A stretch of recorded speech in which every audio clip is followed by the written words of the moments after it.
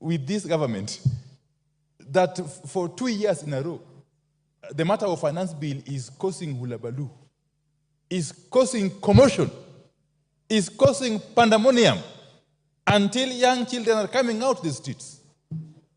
We have had finance bills since 1963. We have had them. We had them during Jomo Kenyatta time. We had them during President Moi's time. We had them during President Kibaki. Recently, we had them during President Uhuru's time. But in this regime, 2 years in a row, the finance bill is causing serious problems to Kenyans. And is exposing the regime as totally insensitive to the plight of the people. Do you want information from Kamket? Certainly no, Honorable Speaker. How can Honorable Kamket inform me, Honorable Speaker? Really, no. So, Honorable Speaker, that is the question we must ask ourselves. And then it again raises the issue. Who advises this government? Who are the real advisors? In terms of economics, in terms of finance management, leave alone politics. Politics we can deal with later. But who advises this government? Because it seems to make mistake after mistake. Mistake after mistake. Mistake after mistake, Honorable Speaker.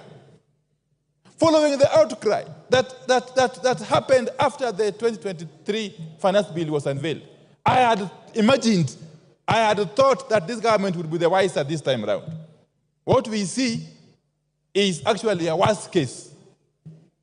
As they say, the more things change, the more they remain the same. Honorable Speaker, I have read the bill in its entirety. I have similarly read the report of the committee, chaired by my very good friend, Honorable Kimani Korea. Honorable Speaker, if you look at the report of the committee and together with the amendments it is proposing to make on the bill, then you come to the conclusion that actually the character, the structure of the bill is actually changing fundamentally. Fundamentally.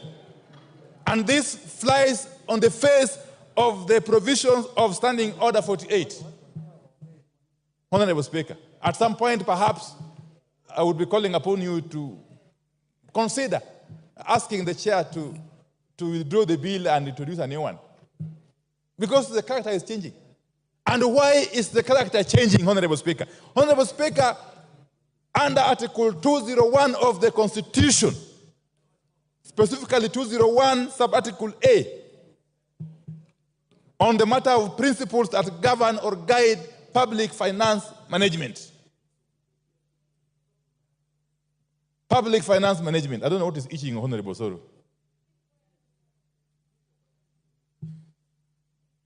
Honorable Speaker, one of the principles, some of the principles that should guide the management of public finance: openness, accountability, and including public participation in financial matters.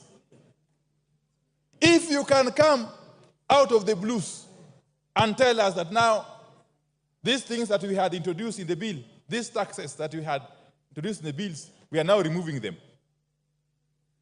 It is basically going against the principles of public finance management. You are turning a public finance bill into a personal property that you can change at whims. Honorable Speaker. Yes, Chairman of... Honorable Speaker. Order, Minority Leader. Chairman.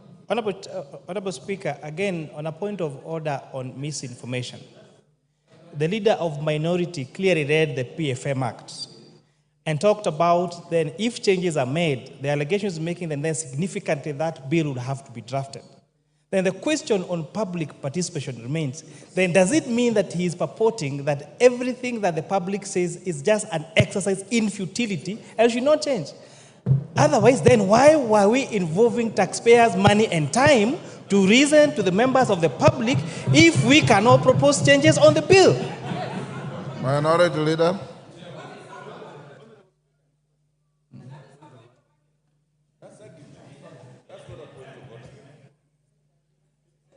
Proceed. Give him the mic. You are giving the next. Give him his mic. Anyway, just come. Honorable Speaker, obviously, with all the tremendous possible respect, that was not a point of order. The Honorable Chair can actually advance that argument when he gets time to reply. Honorable Speaker, let me proceed this way. That Kenyans are already overtaxed. In fact, if you look at Kenya vis-a-vis the rest of the world, you would be forgiven to conclude that Kenyans are some of the most taxed human beings on earth. And therefore, any responsible government would be looking at ways to lessen the tax burden on Kenyans, not to increase it, Honorable Speaker, as this bill is attempting to do. Honorable Speaker, in spite of the recommendations in the report, which look very flowery, Honorable Speaker, we have always been reminded that the devil is in the details. I am aware, even though this is not part of the finance bill, that there are plans to increase the levy on roads maintenance. I know, of course, the amendment will come separately. Yes. The moment you increase the road maintenance levy by even a shilling, leave alone the 9 shillings being proposed, the ripple effect is enormous in all sectors of the economy. And the loser is the common Kenyan taxpayer.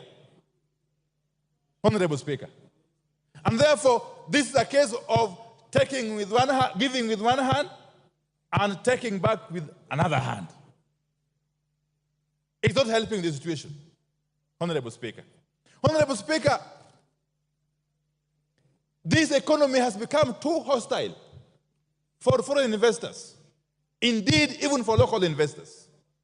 We have got documented cases of manufacturers who have shifted base from Kenya to our neighboring countries as a result of this unbearable tax burden that keeps shifting. Actually, you can never be sure, because it is so unpredictable that no sensible investor can actually put their money in this country. To make matters worse, we are witnessing what could be compared to the state capture that happened during the President Jacob Zuma's regime in South Africa. Honorable Speaker, and I will explain shortly. Honorable Speaker. Honorable Speaker, if you take the case of the manufacturing sector, and specifically the steel and cement manufacturing sector, that sector is now under total control. Who is being assisted as we watch? Indeed, Parliament is complicit.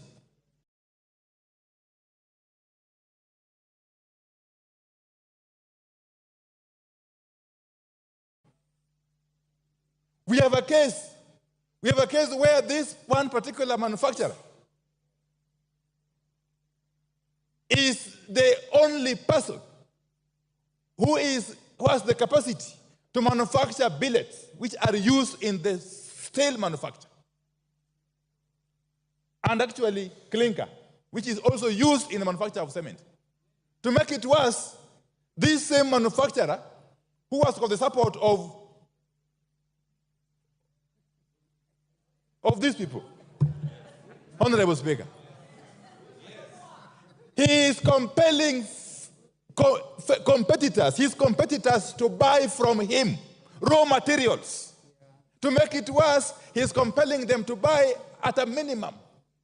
That for you to buy from me billet or clinker, you must buy quantities worth minimum of 100,000 US dollars. And you must pay me in US dollars. And he delivers when he wants.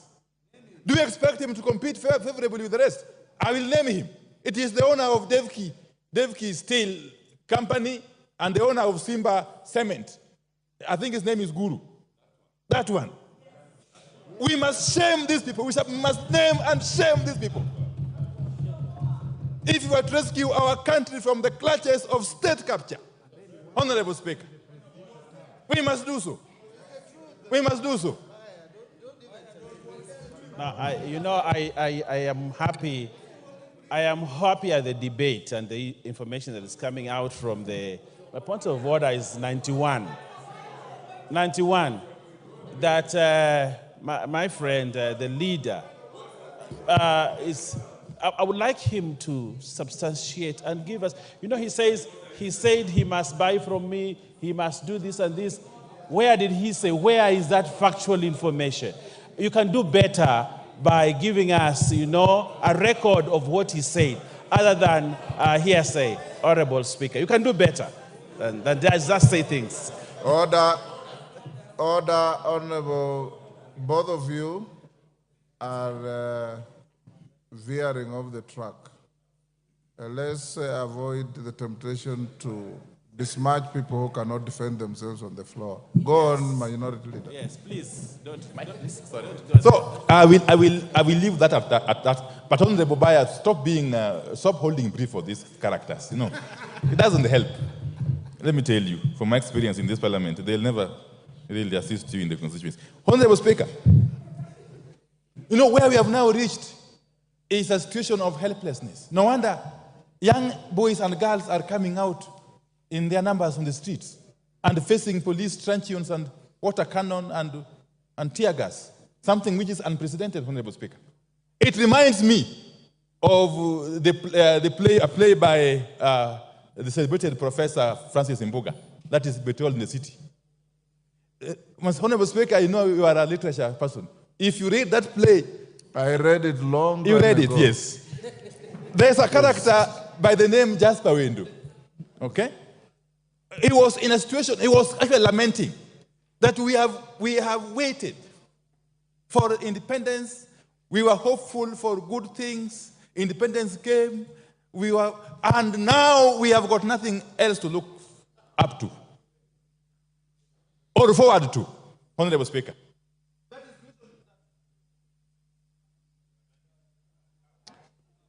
He has 15 minutes. Has he finished 15 That minutes? is the situation. Your time is up. Finish up in 1 minute. Children are finding themselves in this country. They have already lost hope. They are not seeing any hope in us as their leaders. And therefore, they have taken it upon themselves to come out to the streets to defend their rights, Honorable Speaker. And as they do so, those who are in charge of the instruments of the state, especially the Inspector General of Police, must be cautioned not to misuse those instruments to interfere with the enjoyment of constitutional rights by Kenyans who are free to picket, to demonstrate, to do sit-ins, and indeed to capture Parliament. Time up. Because Parliament seemingly has become rogue. Honorable Speaker, I oppose. Osoro. Thank you very much, Honorable Speaker. Honorable Speaker, listening to